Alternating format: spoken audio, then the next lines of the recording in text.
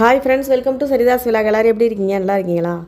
சிறகடிக்க ஆசையில் வந்து பார்த்தீங்கன்னா, இப்போ ரோகிணி என்ன பண்ணுறாங்கன்னா, அந்த முத்துவோட மொபைலில் இருக்க வீடியோவை எப்படியாவதும் அவங்களுடைய செல்லுக்கு வந்து அதை எடுத்துடணும் அப்படிங்கிற மாதிரி பிளான் பண்ணுறாங்க. இப்போ வந்து முத்து வந்து என்ன பண்ணுறாரு, தூங்கிட்டு இருக்காரு. தூங்கிட்டு இருந்தவுடனே எந்திரிச்சு போயிட்டாருனாக்கா அவர் பக்கத்தில் அந்த செல்லு இருக்குது, எடுத்து எப்படியாவது அந்த வீடியோவை எடுத்துடலான்னு ட்ரை பண்ணுறாங்க. இவர் என்ன பண்ணுறாரு, தூங்கி எந்திரிச்சு பார்க்குறாரு. பார்க்கும்போது மொபைல் வந்து பக்கத்தில் இருக்குது, ஃபோனு. உடனே வந்துட்டு ஃபோனில் சார்ஜ் வேறு இல்லை. சரி என்ன பண்ணுறாரு, கொண்டு போய் ரூமில் சார்ஜ் போட்டுட்டு இவர் குளிக்க போகிறாரு. இவங்க என்ன பண்ணுறாங்க, அவங்க கொழுந்தனார் அந்த ரூமில் குளிக்க போயிருக்காரு. இவங்க கொஞ்சம் கூட ஒரு விவஸ்தையே கிடையாது. இவங்க என்ன பண்ணுறாங்க, நம்ம ரோகிணி குடுன்னு அந்த ரூமுக்குள்ளே ஓடி போயிட்டு அந்த ஃபோனு சார்ஜ் போட்டிருந்ததை எடுத்தாங்க பாருங்கள். அதுக்குள்ளே என்னன்னாக்கா இவர் வந்துட்டு டவல் எடுக்காமல் குளிக்க போயிட்டார்.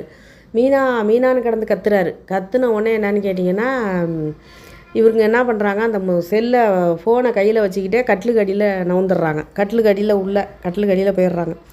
மீனாவும் உள்ளே வராங்க, டவல் கொடுக்குறாங்க. அதோட மறுபடியும் வெளியில் போகிறாங்க. மறுபடியும் இவர் குளிச்சுட்டு வெளியில் வந்துடுறாரு. வந்த உடனே திரும்ப மறுபடியும் என்னன்னாக்கா மீனாவை கூப்பிட்றாரு, தலையை தோட்டி விட சொல்கிறாரு. அப்போல்லாம் அந்த கட்டிலுக்கு அடியில் தான் இருக்காங்க.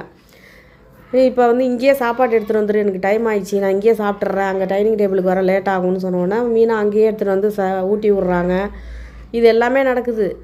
இதுக்கு இடையில் வந்துட்டு ரெண்டு பேரும் வந்துட்டு கதவை முத்து வந்து மீனாவை அப்படி கொஞ்சிறாரு. கொஞ்சம் போது டக்குன்னு என்னன்னாக்கா, ஏங்க யாராவது பார்த்துட போகிறாங்கங்க, ஏங்க இப்படிலாம் பண்ணுறீங்க அப்படின்னோடனே யாரும் பார்க்க மாட்டாங்கன்னு ஓடி போய் கதவையும் சாத்துறாரு. அப்போல்லாம் ரோகிணி கட்டிலுக்கு அடியில் தான் இருக்காங்க. அடுத்து வந்து பார்த்திங்கன்னா, இந்த பக்கம் ரோகிணியை வந்து நம்ம மனோஜ் தேடிட்டு கிடக்கிறாரு. ரோகிணியை காணுன்ட்டு. அப்போ ஓடிப்பாங்க. விஜயா அங்கே உட்காந்துருக்காங்க. விஜயாட்ட போயிட்டு எனக்கு 500 பணம் கொடு, நான் வந்து காரை சர்வீஸுக்கு விட்டுட்டு அங்கேருந்து கேபு புக் பண்ணி வரணும், வந்துட்டு 500 பணம் வேணும்னு கேட்டுட்ருக்காரு. அவங்க வந்து என்கிட்ட பணம் இல்லை, உங்கள் அப்பாகிட்ட வாங்கிக்கங்கிறாங்க. அண்ணாமலையும் வராரு. அண்ணாமலைகிட்ட ரோகிணியை பார்த்தீங்களான்னா நான் பார்க்கல அப்படிங்கிறாரு. எங்கேயாவது வெளியில் எங்கேயாவது போயிருப்பா அப்படின்னு. உடனே என்கிட்ட 500 பணம் கொடுங்க, 500 சில்லறை கொடுங்கன்னு கேட்குறாரு. அவர் சொல்கிறாரு, என்கிட்ட 300 தான் இருக்குது. சரி பரவாயில்ல, அந்த 300 கொடுங்க அப்படிங்கிறாரு மனோஜ். அப்போ 500 கொடு, 300 தராங்க. இவர் 500 சில்லறை கொடுங்கன்னு கேட்டதா அவர் 500 சில்லறைன்னு எடுத்துக்கிட்டாரு. இப்போ வந்து பார்த்திங்கன்னா, உங்கள் பணமும் தேவையில்ல, ஒன்றும் தேவையில்ல அப்படிங்கிறாரு. இவ்வளோ ரோசம் காட்டுற நீ அந்த 27 லட்சம் என் பணத்தை தூக்கிட்டு போனில, அந்த 27 லட்சத்தை சீக்கிரமே அவ்வளோ ரோசப்பட்டு திருப்பி கொடுத்துட்டின்னா நல்லாயிருக்கும் அப்படிங்கிறாரு அண்ணாமலை. அடுத்து வந்து பார்த்திங்கன்னா, இவ்வளோதும் நடக்குது. நம்ம ரோகிணி வந்துட்டு கட்டிலுக்கு அடியில் படுத்துக்கிட்டு பயமே கிடையாது, கொஞ்சம் கூட பயம் இல்லாமல் உடனே ஃபோனை அந்த இடத்துலேயே வந்துட்டு ஃபோனில் அந்த வீடியோ இருக்கான்னு செக் பண்ணுறாங்கங்க. எப்படி இவ்வளோ பயமே இல்லாமல் இருக்காங்க? ஒருத்தர் ரூமுக்குள்ளார முத்துவும் மீனா சாப்பாடு ஊட்டிக்கிட்டு இருக்காங்க. முத்து கட்டிலில் உட்காந்துருக்காரு. இவங்க அதே கட்டிலுக்கு அடியில் கீழே படுத்துக்கிட்டு முத்துவோட ஃபோனை எடுத்து கையில் வச்சுக்கிட்டு, சரி ஃபோனில் ஏதாவது வீடியோ இருக்கான்னு பார்ப்போன்னு பார்க்குறாங்க. வீடியோ பார்த்துட்டாங்க. சத்யா வந்து அவங்க மாமியார் பேக்கை பிடுங்கிறது, அதை வந்துட்டு மறுபடியும் இவர் ஹெல்மெட்டை கழட்டுறப்ப அது சத்யா தான், அதெல்லாம் பார்த்துட்டு உடனே இதை நம்ம ஃபோனுக்கு வந்து இந்த வீடியோவை வந்து நம்ம அனுப்பிடலாம், சென்ட் பண்ணிடலான்னு சொல்லிட்டு இப்படி ட்ரை பண்ணுறாங்க. அதுக்குள்ளே ஃபோனு சுவிட்ச் ஆஃப் ஆகிடுது, முத்துவோட ஃபோனு. ஐயோ, இந்த நேரம் பார்த்து ஃபோனு சுவிட்ச் ஆஃப் ஆகிடுச்சே, என்ன பண்ணுன்னு தெரிலையேன்ட்டு கையில் வச்சுக்கிட்டே இருக்காங்க, எப்படிடா வெளியில் வச்சுட்டு போகிறதுன்ட்டு. அந்த நேரம் நானாங்க முத்து கிளம்பிட்டார். ஃபோனை எடு அப்படின்னோன்னா ஃபோனை தேடுறாங்க, ஃபோனை காணும். ஃபோன் தான் ரோகிணி கையில் இருக்க. அடுத்து வந்து பார்த்திங்கன்னா, இங்கே தேடுறாங்க, அங்கே தேடுறாங்க. இவங்க என்ன பண்ணுறாங்க, டக்குன்னு அவங்க 2 பேரும் வெளியில் போய் தேடிக்கிட்டு இருக்காங்க பாருங்கள், மீனாவும் முத்தும். இவங்க என்ன பண்ணுறாங்க, அந்த ஃபோனை வந்து அப்படியே ஒரு சட்டை வச்சுருக்காரு, முத்துவோட சட்டை இருக்குது, அதுக்கு அடியில் அந்த ஃபோனை வச்சுட்டு குடுன்னு பின்னாடி பக்கமாக போய் மாடியில் ஏறி வீட்டுக்குள்ளே வந்துட்டாங்க. வீட்டுக்குள்ளே வந்தவொடனே எங்கே போனேன் அப்படின்னு மனோஜ் கேட்குறாரு. தலை ஈரமாக இருந்தது, மொட்டை மாடியில் போய் தலைக்காய வைக்க போனேன், நான் மேலே வந்து பார்த்தா உன்னை காணுமே அப்படின்னு. ஆமாம், உன் கண்ணுக்கு எதுவும் புரியாது உனக்கு அப்படின்ட்டு அவங்க போயிடுறாங்க. எப்படியெல்லாம் முட்டாளாக்குறாங்க பாருங்கள். மேலே வந்து இப்போ ஒரு மாடியில் போய் ஒருத்தங்களை தேடுறாங்க. மாடியில் அவங்க அப்போ இல்லை. இவங்க கீழேருந்து மறுபடியும் மேலே போயிருக்காங்க. இவர் கேட்கும்போது, நீ மாடியில் நான் போய் தேடிட்டு தான் வந்தேன், உன்னை காணுமேன்னு கேட்குறாரு. ஆனாலும் சமாளிக்கிறாங்க பாருங்கள் எப்படி. அடுத்து வந்து பார்த்திங்கன்னா, இப்போ நம்ம ரவியோட கதை. ரவி என்ன தெரியுமா, அவர் வந்துட்டு இந்த பொண்ணு, அவங்க ஓனரோட பொண்ணு ஊர்லேருந்து வந்ததுலேருந்து ரவியை விட்ருவனான்னு இல்லை. எப்போ பார்த்தாலும் ரவிக்கு ஃபோன் பண்ணுறது, எப்போ பார்த்தாலும் ரவிக்கிட்ட அது டவுட்டு கேட்குறது, இதே பண்ணிகிட்ருக்காங்க. இப்போ என்னென்னா ஒரு சூப்பர் மார்க்கெட் வர சொல்லியிருக்காங்க.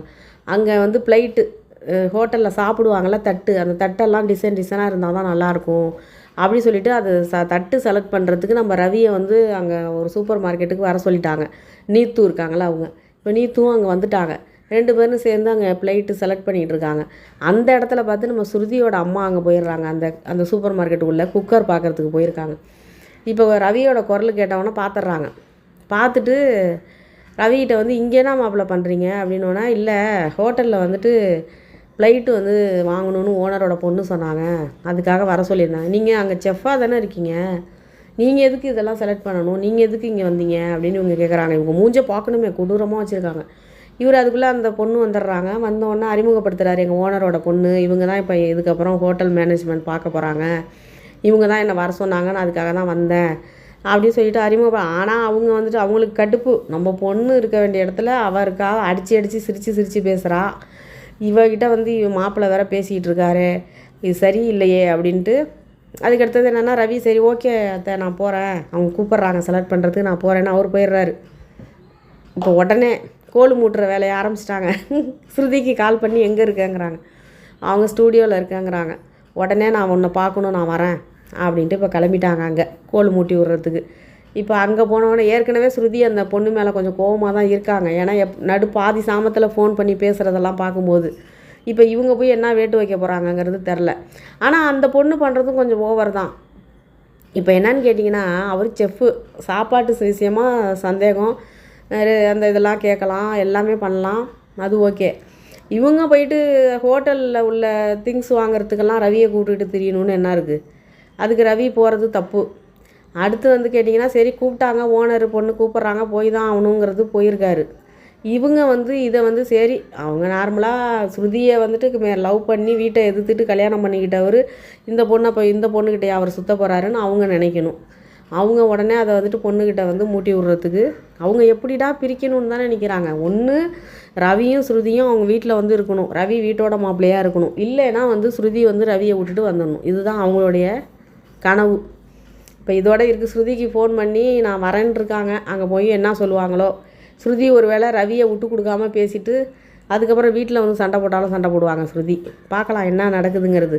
ஆனால் நம்ம ரோகிணி இன்றைக்கி பண்ணது தாங்க எனக்கு ரொம்ப என்ன சொல்கிறது, பயமே இல்லைங்க கொஞ்சம் கூட. எப்படிங்க இப்படிலாம் இருக்க முடியும்? கொஞ்சமாவது பயம் இருக்கும்ல. ஒருத்தவங்க ரூமுக்குள்ளே போய் ஒருத்தவங்க செல்லை எடுத்து கையில் வச்சுக்கிட்டு இதெல்லாம் பண்ணுறதுக்கு துணிச்சல் வேணும். அந்த துணிச்சல் வந்து நம்ம ரோகிணிகிட்ட அதிகமாக இருக்குது. பார்த்துட்டாக்கா அந்த இடத்துல எவ்வளோ அசிங்கம், அதை யோசிக்கிறதே கிடையாது.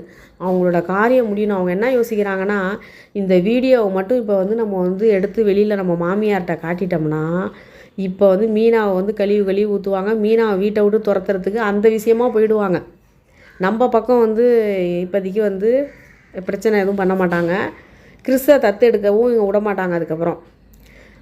அதுக்கப்புறம் வந்து பிஏவும் நம்ம பக்கம் தலை வச்சு படுக்க மாட்டார். அந்தளவுக்கு சிட்டி வந்து அவரை வரவிடாத அளவுக்கு பண்ணிவிடுவார். இது ரெண்டும் நடக்கணும்னா இந்த வீடியோ நம்ம கைவசம் வேணும். அதுக்கு வந்து நம்ம எப்படி வேணாலும் இறங்கி அந்த வீடியோவை எடுத்துடணும்னு முடிவு எடுத்துட்டாங்க. ஆனால் முத்து செல்லில் வந்து சார்ஜ் மட்டும் இருந்துருந்துச்சுன்னா எல்லாரும் அந்த வீடியோவை அவங்க செல்லுக்கு சென்ட் பண்ணியிருப்பாங்க. என்ன வேலை இதெல்லாம்? அதாவது ஒரே ஒரு உண்மையை மறைக்கிறதுக்கு 10,000 20,000 பொய் கூட சொல்லியிருப்பாங்க இது வரைக்கும். அவங்க இன்னும் சொல்லுவாங்க. இதோட இருக்குங்க சிறகடிக்க ஆசை கதை. இதுக்கப்புறம் என்ன நடக்குதுங்கிறத வெயிட் பண்ணி பார்க்கலாம். நாளைக்கு தான் தெரியும். நாளைக்கு இன்னும் எதுவும் போட்டும் காட்டல. நாளைக்கு தான் தெரியும் என்ன நடக்க போகுது, ஏது நடக்க போகுதுன்னு. வெயிட் பண்ணி பார்க்கலாம். இந்த வீடியோ உங்களுக்கு பிடிச்சிருந்தா லைக் பண்ணுங்கள், ஷேர் பண்ணுங்கள், சப்ஸ்கிரைப் பண்ணுங்கள். நன்றிங்க.